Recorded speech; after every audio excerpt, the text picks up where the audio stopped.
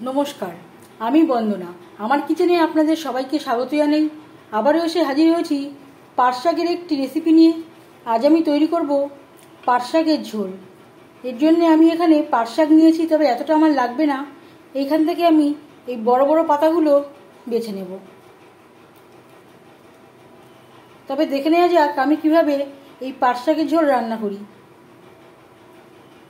এই রেসিপিতে আমি কোনো রসুন পেঁয়াজের ব্যবহার করব না।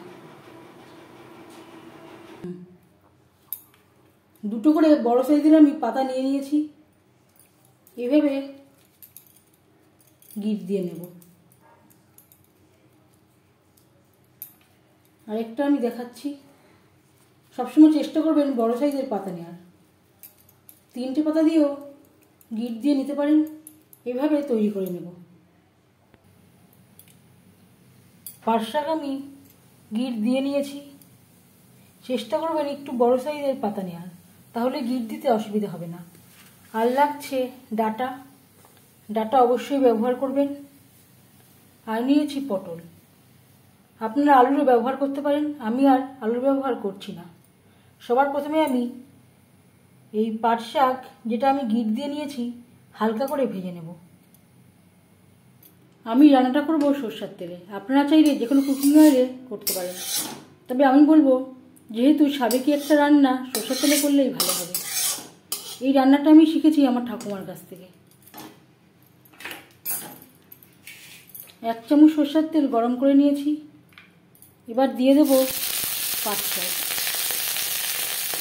তেল আমি হাই ফ্লেমে গরম করে নিয়েছি। পাট শাক ভাজবো লো টু মিডিয়াম ফ্লেমে। খুব বেশি ভাজার প্রয়োজন নেই।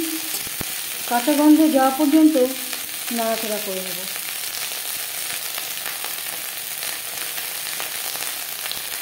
খুবই সামান্য পরিমাণে লবণ,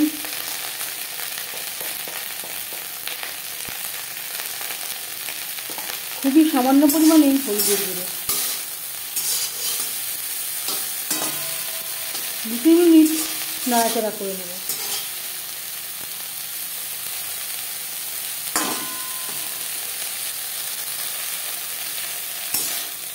দু 3 মিনিট হয়ে গেছে। গ্যাসের ফ্লেমটা অফ করে দেব।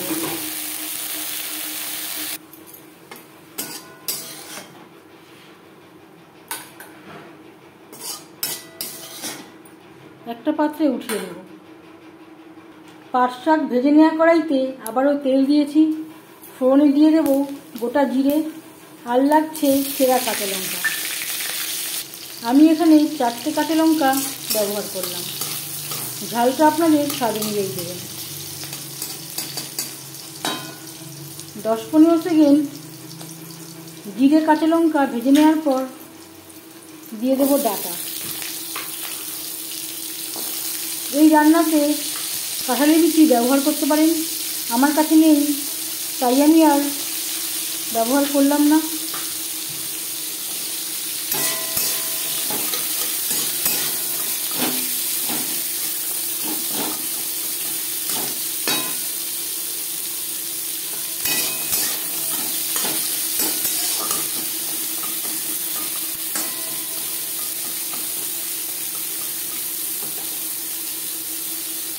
এই পাট শাকের ঝোল ডাটার সাথে কাঁঠালি বিচি, আলু আর এই পাট শাক দিয়ে রান্না করবেন, অবশ্যই এর থেকেও ভালো হবে।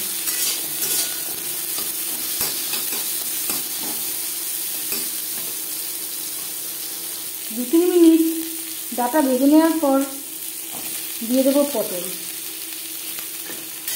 4টে পটল আমি এখানে অ্যাড করলাম।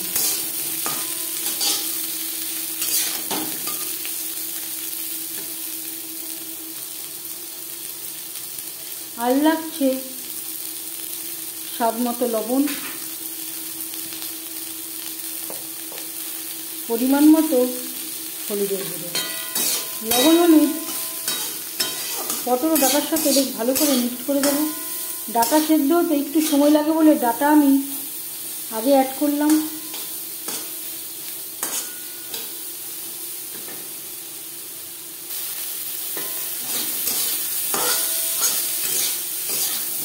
ডাঁটা আলু ভাজা হয়ে গেছে।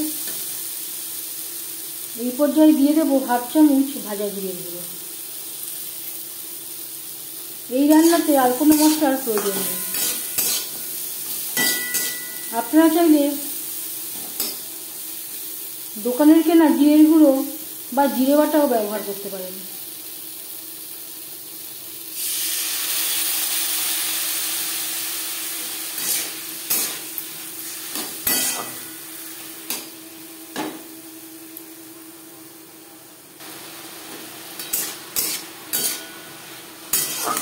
মশলার সাথে সবজি বেশ ভালো করে কষিয়ে নেওয়া হয়ে গেছে।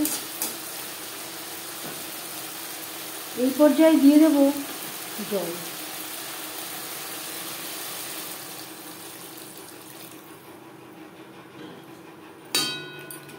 খুব বেশি জল অ্যাড করবেন না, খুব বেশি ঝোল ভালো লাগবে না।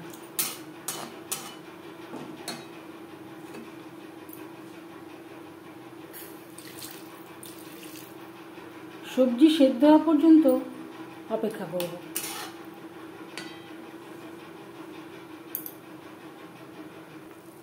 সবজি বেশ ভালো করে সেদ্ধ হয়ে গেছে। এবার দিয়ে দেব ভেজে রাখা পাট শাক।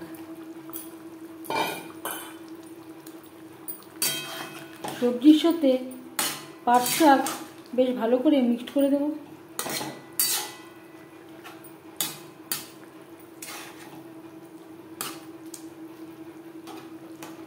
পাট শাক আমার ভাজা ছিল, 1-2 মিনিট রান্না করব, খুব বেশিক্ষণ রান্না করার প্রয়োজন নেই।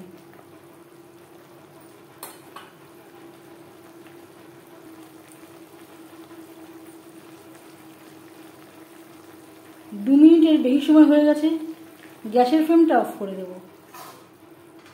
5 মিনিট ঢেকে স্ট্যান্ডিং টাইমে রাখবো। পাট শাকের ঝোল রেডি সার্ভ করার জন্য। নাড়াচাড়া করার সময় 2-1টা পাতা খুলেও যেতে পারে, তাতে কোনো অসুবিধা নেই। পাট শাকের ঝোলের রেসিপিটি কেমন লাগলো অবশ্যই জানাবেন কমেন্টের মাধ্যমে। যদি এই রেসিপিটি ভালো লেগে থাকে লাইক করবেন, শেয়ার করবেন, সাবস্ক্রাইব করবেন আমার চ্যানেলটিকে, বেল আইকনটা ক্লিক করে দেবেন। যখন আমি নতুন ভিডিও আপলোড দেব তার নোটিফিকেশান সবার আগে আপনার কাছে পৌঁছে যাবে। আপনারা সবাই ভালো থাকবেন। এই ভিডিওটি দেখার জন্য ধন্যবাদ।